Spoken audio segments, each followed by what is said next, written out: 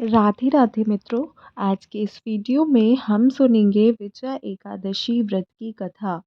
संपूर्ण एकादशियों में महत्वपूर्ण विजया एकादशी फाल्गुन मास में पड़ने वाली इस व्रत की बहुत ही अधिक महिमा बताई गई है। विजया एकादशी रखने वाले मनुष्य जब इस व्रत को धारण करते हैं तो भावपूर्ण कथा को भी श्रवण करना चाहिए। इस एकादशी पर आज हम इस पाठ की कथा को सुनेंगे। लेकिन उससे पहले दोस्तों, अगर आप चैनल पर पहली बार विजिट कर रहे हैं तो कृपया हमारे परिवार का हिस्सा बनिए। चैनल को सब्सक्राइब कर लीजिएगा। वीडियो पसंद आए तो लाइक शेयर ज़रूर कीजिएगा। आइए जानते हैं पद्म पुराण में दी गई विजया एकादशी के व्रत की कथा विस्तार में। एक बार युधिष्ठिर ने भगवान श्री हरि विष्णु से पूछा, यानी भगवान श्री कृष्ण से पूछा कि फाल्गुन मास के कृष्ण पक्ष में किस नाम की एकादशी होती है। कृपया करके इसके बारे में विस्तार से वर्णन कीजिए।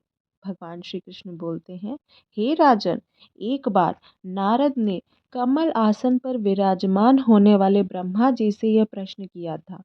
शूर श्रेष्ठ, फाल्गुन के कृष्ण पक्ष में जो विजया नाम की एकादशी होती है, कृपया उसके पुण्य का वर्णन कीजिए। ब्रह्मा जी ने कहा, नारद सुनो, मैं एक उत्तम कथा सुनाता हूँ जो पापों को हरण करने वाली है। यह बहुत ही प्राचीन, पवित्र और पाप नाशक है। यह विजया एकादशी राजाओं को विजय प्रदान करने वाली है, इसमें तनिक भी संदेह नहीं है। पूर्व काल की बात है, भगवान रामचंद्र 14 वर्ष के लिए वन में गए और वहाँ पंचवटी में सीता तथा लक्ष्मण के साथ रहने लगे। उसके बाद वहाँ रहते समय रावण को चपलतावश विजयात्मा श्री राम की तपस्विनी पत्नी सीता को हर लिया। उस दुख में श्री राम बहुत ही व्याकुल हो उठे। उस समय सीता की खोज में वन वन घूमने लगे। कुछ दूर जाने पर उन्हें जटायु मिले, जिनकी आयु समाप्त हो चुकी थी। इसके बाद उन्होंने वन के भीतर भीतर कबंध नाम के राक्षस का भी वध किया। फिर सुग्रीव के साथ उनकी मित्रता हुई। तत्पश्चात श्री राम के लिए वानरों की सेना एकत्रित हुई। हनुमान जी ने लंका के उद्यान में जाकर सीता जी का दर्शन किया और उन्हें श्री राम के चिन्ह स्वरूप मुद्रिका प्रदान की थी। यह उन्होंने महान पुरुषार्थ का काम किया था। वहां से लौटकर वे श्री रामचंद्र जी से मिले और लंका का सारा समाचार उनसे निवेदन किया। हनुमान जी की बात सुनकर भगवान श्री राम ने सुग्रीव के अनुमति लेके लंका की ओर प्रस्थान करने का विचार किया और समुद्र के किनारे पहुंचकर उन्होंने लक्ष्मण से कहा, हे लक्ष्मण, हे सुमित्रा नंदन, किस पुण्य से इस समुद्र को पार किया जा सकता है। यह तो अत्यंत ही अगाध और भयंकर जल और जंतुओं से भरा हुआ है। मुझे ऐसा कोई उपाय नहीं दिखता जिससे इसको सुगमता से पार कर किया जा सके। लक्ष्मण जी महाराज बोलते हैं, हे महाराज, आप ही आदिदेव और आप ही पुराण पुरुष पुरुषोत्तम हैं। आपसे क्या छिपा हुआ है। यह द्वीप के भीतर बाकदाल्भ नाम के मुनि रहते हैं। यहाँ से आधे योजन पर उनका आश्रम है। रघुनंदन, आज प्राचीन मुनीश्वर के पास जाकर उनसे ही इसका उपाय पूछिए। लक्ष्मण की अत्यंत सुंदर बात सुनकर श्री रामचंद्र जी महामुनि बकदाल्भ से मिलने के लिए गए। वहां पहुंचकर उन्होंने मस्तक झुकाकर मुनि को प्रणाम किया।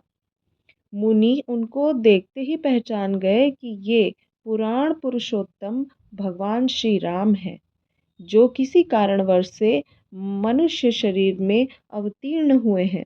उनके आने पर महर्षि को बहुत ही अधिक प्रसन्नता हुई और उन्होंने पूछा, हे रघुवर, आपका यहाँ पर आगमन कैसे हुआ? श्री राम जी बोले, हे ब्राह्मण, आपकी कृपा से लंका को जीतने के लिए सारी सेना सहित समुद्र के किनारे आ गया हूँ। आप मुझे जिस प्रकार ये समुद्र लांघा जा सके वह उपाय बताइए और मुझ पर कृपा कीजिए।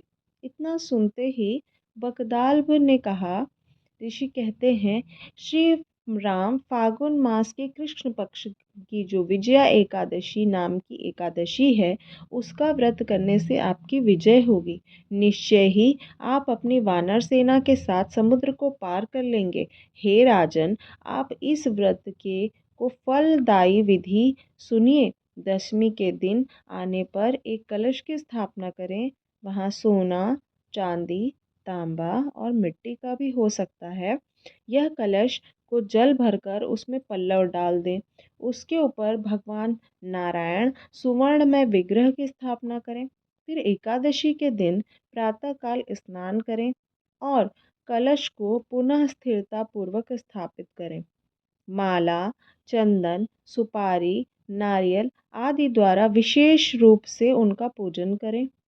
कलश के ऊपर सप्त धान्य और जौ रखें। गंध, धूप, दीप की और भांति भांति के नैवेद्यों से कलश का पूजन करें। कलश के सामने बैठकर सारा दिन उत्तम कथा, वार्ता आदि के द्वारा व्यतीत करें तथा रात में वहाँ पर जागरण करें। अखंड व्रत को सिद्ध की करने के लिए देसी घी का दीपक भी ले जाएं, अर्थात वहाँ पर जलाएं। फिर द्वादशी के दिन सूर्योदय होने पर उस कलश को जलाशय के समीप, नदी के झरने या पोखरे के तट पर जाकर स्थापित करें। उसकी विधिवत पूजा करके देव प्रतिमा सहित कलश को वेद वेत्ता ब्राह्मण के लिए दान करें। हे महाराज, कलश के साथ ही और भी बड़े बड़े दान दिए जाने चाहिए। श्री राम ने आप अपने युद्धपतियों के साथ इस विधि से प्रयत्नपूर्वक विजया का व्रत यानी विजया एकादशी का व्रत कीजिए और आपकी विजय निश्चित ही होगी। ब्रह्मा जी कहते हैं, हे नारद, यह सुनकर श्री राम ने मुनि की कथा के अनुसार उस समय विजया एकादशी का व्रत किया था। उस व्रत को करने से श्री राम विजयी हुए। उन्होंने संग्राम में रावण को मार डाला, लंका पर विजय प्राप्त की तथा सीता को प्राप्त किया।